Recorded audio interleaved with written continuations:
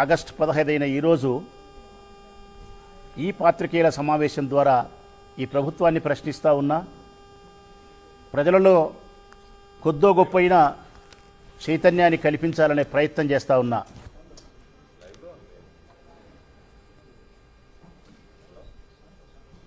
ఎక్కడుంది స్వాతంత్రం ఈ రాష్ట్రంలో? ఎక్కడ స్వేచ్ఛ ఉంది?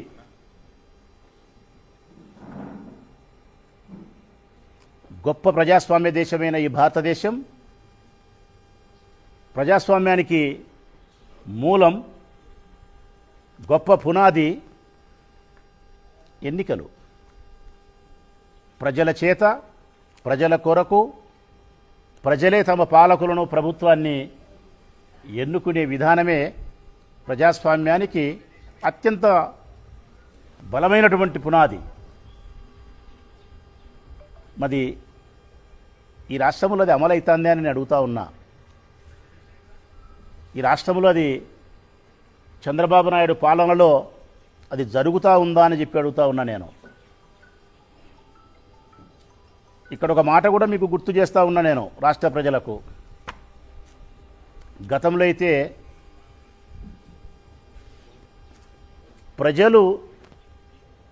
అయితే ఓటర్లు ప్రభుత్వాన్ని ఏర్పాటు చేసేవారు.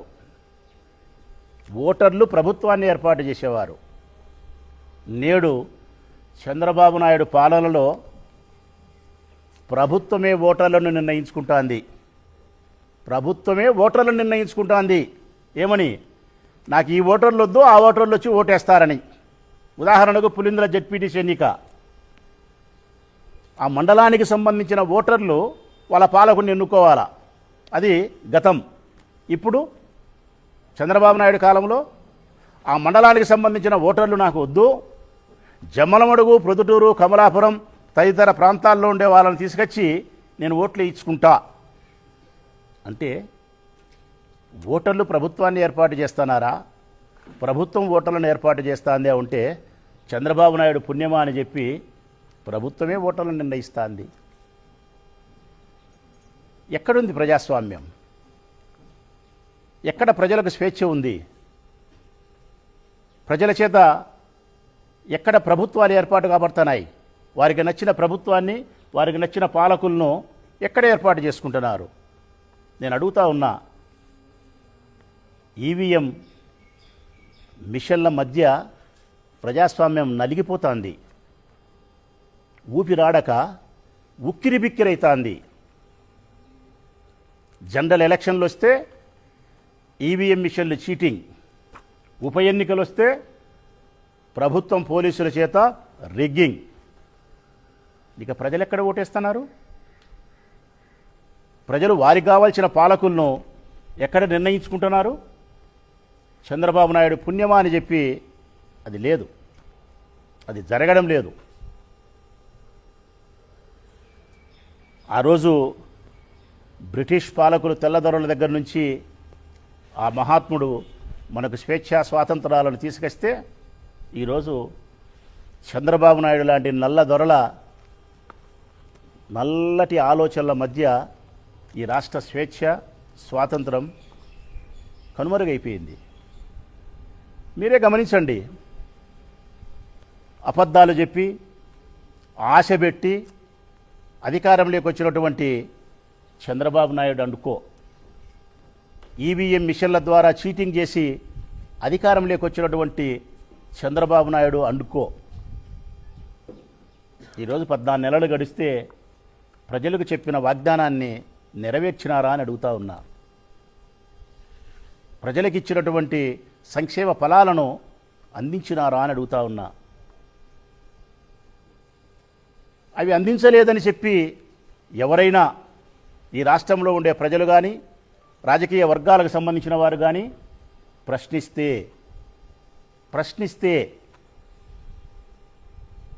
పోలీసుల చేత జైళ్లలో పెట్టిస్తున్నారు, అక్రమ కేసులు బనాయిస్తున్నారు.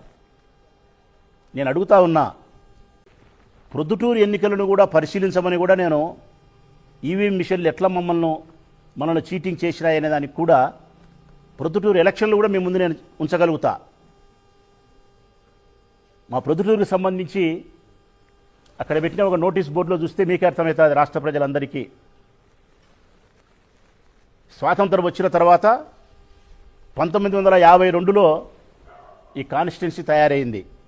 1952లో 52 నుంచి ఇప్పటి వరకు 2024 వరకు 17 ఎలక్షన్లు జరిగినాయి. 17 ఎలక్షన్లు జరిగినాయి. ఆ 17 ఎలక్షన్లలో కూడా ఎవరెవరు గెలిచినారు, ఎన్ని ఓట్లతో పోలైనాయి అన్ని విషయాలు మీకు అక్కడ రాసినాం.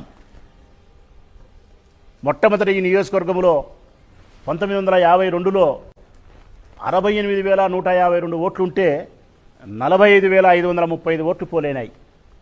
కందుల బాలనారాయణ రెడ్డి గారు గెలిచినారు. కందుల బాలనారాయణ రెడ్డి గారు గెలిచినారు. కందుల బాలనారాయణ రెడ్డి గారు గెలిచినారు. 1955లో 64,168 ఓట్లు మొత్తం ఉంటే 42,648 ఓట్లు పోలైనాయి. మళ్ళీ కందుల బాలనారాయణ రెడ్డి గారు గెలిచినారు. 1957లో 44,453 ఓట్లు పోలైతే చంద్రబాబు నాయుడు గారు గెలిచినారు. 1962లో 77,194 ఓట్లు ఉన్నాయి. 63,612 ఓట్లు పోలైనాయి. పాణ్యం వీరమరెడ్డి గారు గెలిచినారు. 1967 72,924 ఓట్లు ఉంటే 56,121 పోలైనాయి. ఆర్ రామసుబ్బారెడ్డి గారు గెలిచినారు. 1972 93,289 ఓట్లుంటే 64,485 ఓట్లు పోలైతే కొప్పరపు సుబ్బారావు గారు గెలిచినారు. కొప్పరపు సుబ్బారావు గారు. 1983 1,34,068 ఓట్లుంటే 1,01,733 ఓట్లు పోలైనాయి. ఎంవి రమణారెడ్డి గారు గెలిచినారు. 1985 1,44,000 ఓట్లుంటే 1,44,929 ఓట్లుంటే 96,424 ఓట్లు పోలైతే నంద్యాల వరదరాజిరెడ్డి గారు గెలిచినారు. అదేవిధంగా 1994 1,84,612 1,18,327 ఓట్లు పోలైనాయి. మళ్ళీ ఆయనే గెలిచినాడు. ఇట్లా వరుసగా చూస్తే గన 2009లో 2,04,000 ఓట్లున్నాయి. 1,57,239 ఓట్లైనాయి. లింగారెడ్డి గెలిచినాడు. 2014లో వైఎస్ఆర్ కాంగ్రెస్ పార్టీ వచ్చిన తర్వాత 2,32,181 ఓటు. 1,82,602 పోలైనాయి. నేను గెలిచిన ఇక్కడ. 2019లో 2,36,808 ఓట్లు.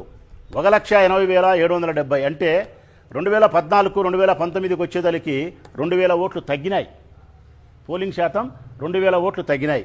మళ్ళీ నేనే గెలిచిన. 2024కు వచ్చేదలికి 2,46,000 ఓట్లైనాయి. పైన 2,36,000 ఉంటే 10,000 ఓట్లు పెరిగినాయి. 2,46,000 పోలైనది మాత్రం 2,01,284. వరదరాజిరెడ్డి గారు గెలిచినారు.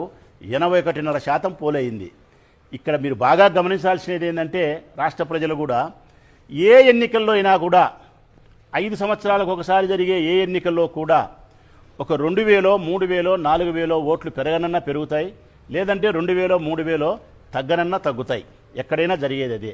ఒకవేళ ఎప్పుడో ఒక 10-15 ఏళ్ల తర్వాత ఓట్లు గణనీయంగా ఒక 20,000 ఓట్లు పెరిగినాయనుకో, ఒక 2 ఏళ్ళు, 3 ఏళ్ళు, 5 ఏళ్ళు, 10 ఏళ్ళు పెరగవు.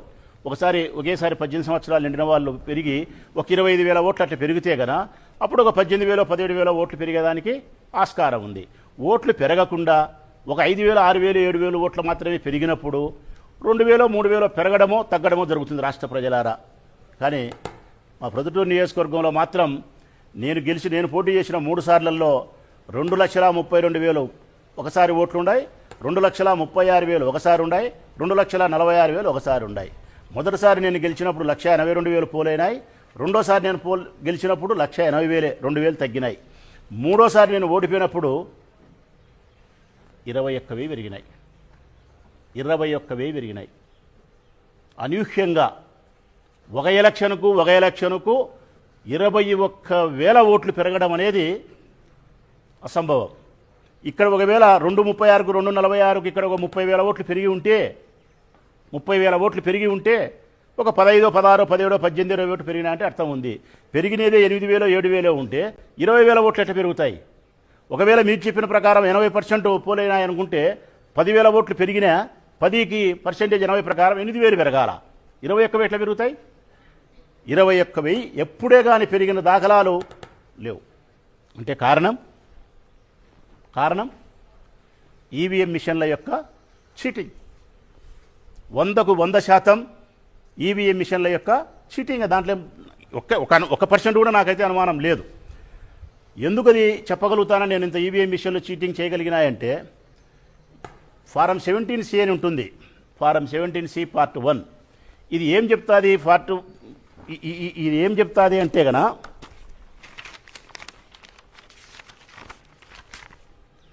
ఎలక్షన్ రోజు 17C పార్ట్ 1 ఎలక్షన్ రోజు మాక్ పోలింగ్ ఏమైతే మనం చేసి ఓట్లు వేసి ఉంటామో ఆ అయిన పోలింగ్ అయిన ఓట్లను, పోలింగ్ కాని ఓట్లను అన్ని ఫిల్ చేసి ఫారం ఇస్తారు. అదే 17C పార్ట్ 2 ఏం చెప్తుందంటే గన ఎలక్షన్ రిజల్ట్ రోజు ఏ పార్టీకి ఎన్ని ఓట్లు వచ్చాయి అనే డీటెయిల్స్ను ఫిల్ చేస్తారు. ఇది important. Form 20 most important. Election counting రోజు బూతుల వారీగా ఏ పార్టీకి ఎన్ని ఓట్లు వచ్చినాయి, ఏ పార్టీకి ఎన్ని ఓట్లు పోల్ అయినాయనే విషయాన్ని ఫిల్ చేసి ఎలక్షన్ కౌంటింగ్ తర్వాత అటు ఇటు ఒక వారం లోపల అది అప్లోడ్ చేయాలి. అంటే ఫారం 20 ప్రకారం పోలింగ్ జరిగిన తర్వాత, కౌంటింగ్ జరిగిన తర్వాత కౌంటింగ్లో నాకెన్ని వచ్చినాయి, వాళ్ళకెన్నికి వచ్చినాయి, బూతు వైజు అన్నీ అప్లోడ్ చేసి ఎవరైనా చూడొచ్చు. ఇది ఒక వారం లోపల పెట్టాలా. అది ప్రతిసారి దేశంలో అట్నే జరుగుతూ ఉన్నాయి. అది ఈ రాష్ట్రంలో మాత్రం 109 రోజుల వరకు పెట్టలే. ఏ పార్టీకి ఏ బూతులో ఎవరికి ఎన్ని ఓట్లు వచ్చినాయన్న విషయాన్ని వారం లోపల అప్లోడ్ చేయాల్సి ఉంటే 109 రోజుల వరకు ఈ రాష్ట్రంలోని ఎన్నికలకు సంబంధించిన విషయాన్ని అప్లోడ్ చేయలేదంటే రహస్యంగా ఉంచగలిగినారు. దేనికి రహస్యంగా ఉంచగలిగినారు? ఎవరిని గెలిపించేదానికి వీళ్ళు రహస్యంగా ఉంచగలిగినారు. కంపేర్ చేయవలసినది కూడా, ఎప్పుడైనా మనం కంపేర్ చేయాల్సినది కూడా ఈ 17C పార్ట్ 2లో ఉండేదాన్ని ఫారం 20లో ఉండేదాన్ని కంపేర్ చేయాలి. అంటే ఏం చెప్తాది కంపేర్ చేయాల్సిందంటే గన బూతుల వారుగా ఒకవేళ ఏదైనా తేడా ఉంటే మనం వెరిఫికేషన్కి వెళ్ళొచ్చు. వెరిఫికేషన్కి మనం వెళ్ళాలంటే గన ఫారం 20లో ఎన్ని వచ్చినాయనేది మనం చూసుకోవాలంటే అప్లోడ్ చేయాలి. వాళ్ళు అప్లోడ్ 109 రోజులు చేయకుండా రిజల్ట్ ప్రకటించి మన కోర్టు పోయే అవకాశం కూడా లేకుండా, ప్రశ్నించే అవకాశం కూడా లేకుండా 109 రోజుల తర్వాత పెట్టి మళ్ళీ ఆ తర్వాత మనం ప్రశ్నిస్తామని తెలుస్తానే డిలీట్ చేయడం, డేటాను కంప్లీట్గా డిలీట్ చేయడం.